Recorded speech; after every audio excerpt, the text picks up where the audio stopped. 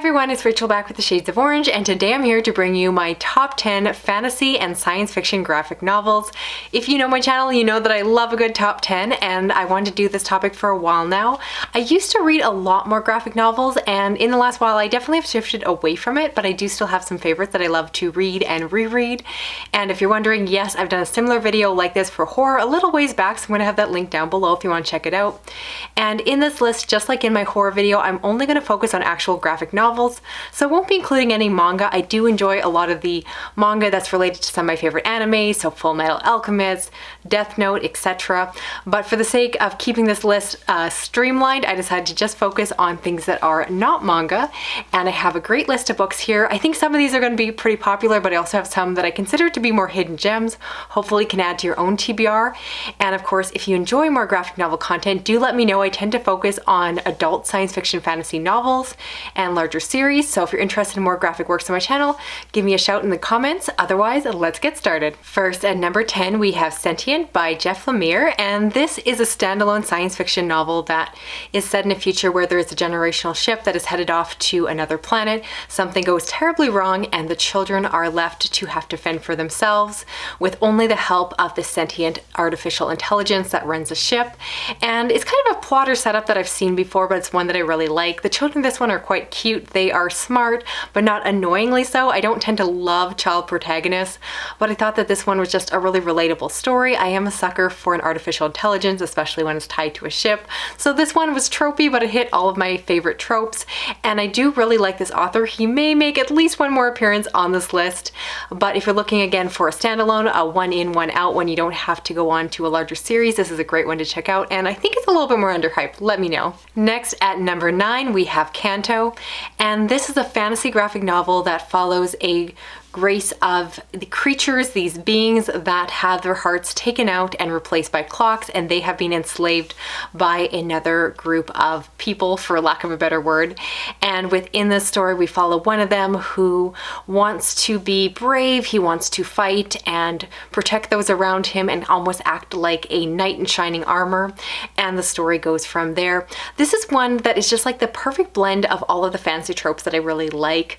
This book is very cute in terms of illustrations. It's kind of adorable. I like the little guys, but at the same time, this book actually has some really dark undertones because, again, it's dealing with slavery and personhood, and there's just a lot of like actual deep, meaty content within these stories, but at the same time, like I said, they're really adorable. This is definitely one that follows some fancy tropes, but they tend to be ones that I find enjoyable, and overall I just really like this one. Again, another one that I think is a little bit more underhyped, and I do think it's worth your time. I think it's just, yeah, really cute, but actually kind of dark all at the same time. Exactly what I want. Then at number 8, we have Y the Last Man by Brian K. Vaughan, and this is a pretty well-known series, so probably one you've heard of. This is an ongoing series, I believe, done in 10 volumes. That's now all wrapped up. And in this series, we follow an individual, a man who is believed to be the last man on Earth. There's some kind of strange cataclysmic event, and only this man and his male monkey appear to be the only living males on the planet. And so we follow him in the fallout of this, and you get to see how society breaks down, particularly in certain professions and areas where things are more dominantly done by men. So in certain areas, like in NASA and space travel, or pilots and airplanes tend to be male as well. So you kind of get to see where those discrepancies fall in and kind of where women have to step into place. And so this is a series that I kind of struggled with where I wanted to place it on this list, because in terms of bingeability, this book could have been higher on the list. In terms of addictive narrative, I am someone who, even if I like a series, I don't necessarily go on to all the later volumes. You'll find that in this list, that just because I like a series, I'm not necessarily caught up on it. But in this case, I binged through all 10 books. I requested them from my library and read one after another, after another, after another, until I was all done. However, the reason that this book series is a little bit lower on the list is just the fact that in terms of its gender representation and some of the themes, it hasn't aged as well as I would like. It's not the oldest series, but I think since then there's been a lot more conversations about the nuances of gender. This book definitely goes with the assumption of a two-gender binary system, and we know that that's not the case, and so it really erases a lot of different perspectives like trans persons, non-binary, binary fluid, two-spirited individuals, etc. And beyond that, honestly, it just dives into a lot of stereotypes. The women just get super butch and kind of just take over the world and turn into male thugs, and the author definitely makes a lot of assumptions. And don't get me wrong, it was really fun to read on a surface level, but if you go in there with a feminist lens, looking at equality and some of the theming in this book, it is probably pretty problematic. So go into it with a grain of salt, go into it knowing what you're gonna get, and know that I don't think it's perfect. I don't think it's an ideal story in terms of some of the ideas it's kind of trying to put out there, but was it addictive? Was it a great ride in terms of a narrative story? Yeah, I enjoyed it a lot, so it did make the list. Then at number 7, we have Ether, and this is a fantasy story that appeals to someone like myself that is normally drawn more towards science fiction.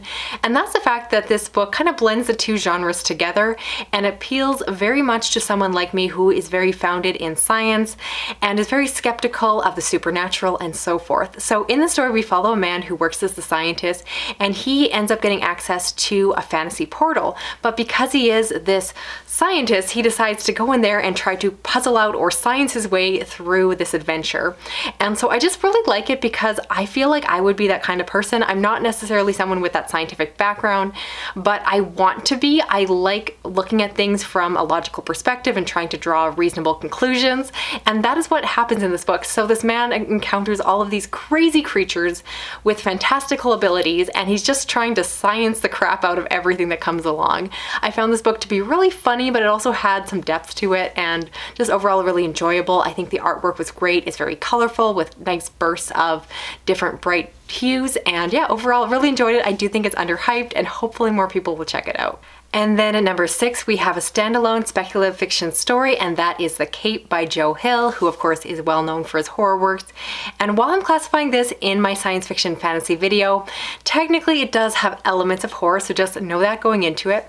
The basic premise is that we follow a man who ends up getting a cloak or a cape that gives him special abilities, and so he turns into a superhero. But well, maybe he's not the superhero, maybe he's the villain. And so this is a fantastic anti-superhero story, and I have to warn you, it's really dark and really grim. I believe it's just a standalone volume, and my goodness, it kind of left me depressed, but I do think that Joe Hill is an amazing writer, and it comes through even in his graphic novels. I may have included Lock and Key in my horror video, but I definitely wanted to mention this one here because again, it leads more into fantasy because of that superhero angle. But yeah, it's dark, it's depressing. Be prepared if you're going to pick it up, make sure that you're in the mood for something like that. Then at number 5, we have Monstrous, which is a bit of a booktube darling, so you've probably heard about it. And in the series, at the beginning, we follow a woman or a creature who has these magical abilities, but she is treated as a slave and not a person. So right at the beginning of the story, we see that she's getting auctioned off to the highest bidder. She has a disability, she has a missing arm, so that's addressed within the story, and she also has a cat-like companion. And this is a story that, I'll admit, the story itself is very complicated, very complex. It's probably one of the most complex stories that I've read in a graphic novel form, and in many ways it would probably benefit from having a novel length where you can really spend a lot of time with the characters and go deeper into the world building, because it's one that I've read several times and I'm always trying to scratch more beyond the surface and really understand everything that's happening because it's a lot. But as other reviewers have said before, oh my goodness, the artists do an amazing job. The imagery is beautiful, it's gorgeous, I love the style, it's absolutely stunning. Even when I'm confused by what is happening on a particular page, I just want to stare at the artwork. So if you appreciate a graphic novel because of the visual aspect to the story, this is definitely one you want to check out. And again, it's rich and lush and complex and diverse and really brings in an inclusive story that definitely has some darker elements to it, so do be prepared for that. It doesn't shy away from those, which I appreciate, and it definitely packs a punch. So obviously it's on this list, so highly recommend. And future editing Rachel sneaking in to add an entry because apparently I can't count down to 10 without missing one. And so at number 4, we have Sweet Tooth, which is a post-apocalyptic story that is set in future where there has been some kind of virus or outbreak that has caused certain individuals to have animal-like characteristics. And so we follow a young boy named Gus who has antlers, and his father hides him away in the woods just because he wants to protect him from the larger world. However, right at the beginning of the story, his father passes away and he's forced forced to kind of go into the larger world and find himself, and he encounters friends and foes. This is very much, again, a post-apocalyptic story, very much in the vein of something like The Walking Dead, but without the zombies. And so if you like a story that really just focuses more on the characters than anything else and really looking at how humanity might react and, you know, evolve in such a scenario were to happen, and you get to see again the good and the bad, the morality around it all, and you have a really cute character at the middle of the story with a lot of heart. And so I really like this one. Again, I believe it's done in 6 volumes, and again, I do like stories that are a bit more complete, so they don't just wander aimlessly through volume after volume, but instead there is a concrete beginning, middle, and end. And I thought this one was very well done. Highly recommend. Let's get back to the rest of the footage. Then at number 3, we have Alex and Ada, and this is a science fiction story that follows a man who, I believe his grandmother gifts him a companion artificial intelligent android, and so he ends up perhaps falling in love with her. He ends up forming a relationship with this individual, and together they decide to run off. This is a very short graphic novel series. I believe it's done in 3 volumes, and I really like that about it, because often my complaint with graphic novel series is that if they take off, the artist and writer just keep going and keep going, and instead this one has a really nice start, middle, and end, and it's very much a tight story where it's clear they knew where it was going. This one is much more slice of life, so if you're someone who doesn't necessarily like really complicated science fiction, it is set in a near future, and so there isn't a lot of technology, obviously, besides the artificial intelligence within the story, and so it's much more about people, and again, that larger conversation about personhood, artificial intelligence, and kind of exploring the idea of companionship, and, you know, can a artificial intelligence have feelings? Is that possible? What if you have feelings for them? And a lot of the complexity. So I see it as kind of a very light version of something like a Dark Mirror episode. And so if that sounds up your alley, I do recommend this one. I think it's underhyped. I think it used to be more popular in BookTube, but I haven't heard people talk about it in quite a while. And at the number 2 spot, a book that I liked enough to actually buy a copy of it. That is Volume 1 of Saga by Brian K. Vaughan and Fiona Staples. And this is a sci-fantasy space opera story that at the base of it follows 2 individuals that are on different sides of a war. They come together, they fall in love, and they end up running off together and having a child. And then the story in the later volumes follows them as they are raising their child and what happens along the way. This is like such a BookTube darling. I think you already know the premise, but if you don't, this book is weird and messed up.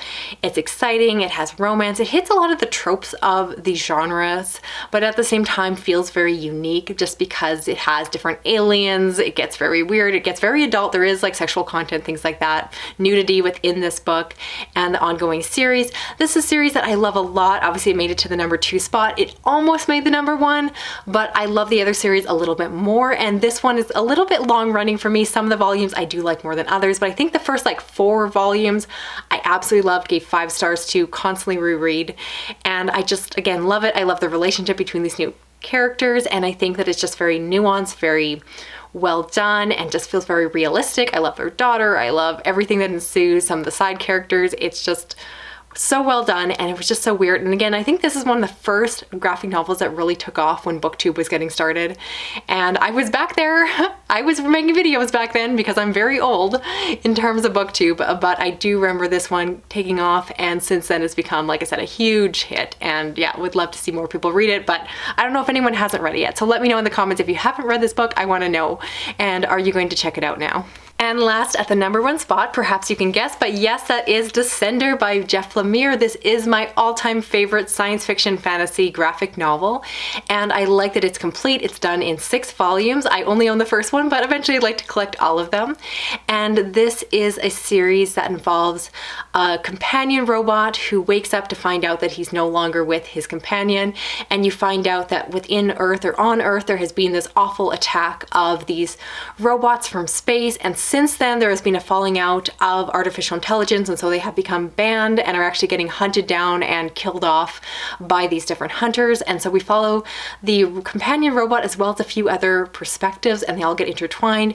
This book, or this series rather, is just so smart. It has some great twists and turns, and I love the artwork. I'm not talking about the artwork enough in this series of videos, but basically this is done in a watercolor. It's beautiful, it's lush, it's just stunning, and the story itself just completely holds up. up. And again, I like this series because it's completely done and it has a concrete ending. There is a spin-off series, but I don't love it as much because this one is much more science fiction, and the spin-off, without giving away too much, has more of a fantasy spin to it.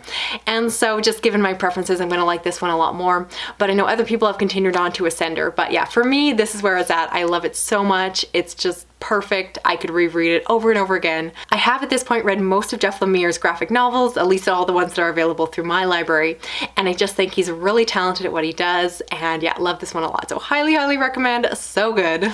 So that's it for this video here. I'd love to hear of the books I talked about. Which ones are you planning on checking out for yourself? And also let me know if you'd like me to include more graphic novel content within my channel, because again, if you're interested in it, I'll talk about them, and if you're not, I'll just read them on the side and keep it to myself. And I would also love to hear what is another top 10 video you'd like me to see. They're just really fun to put together and film.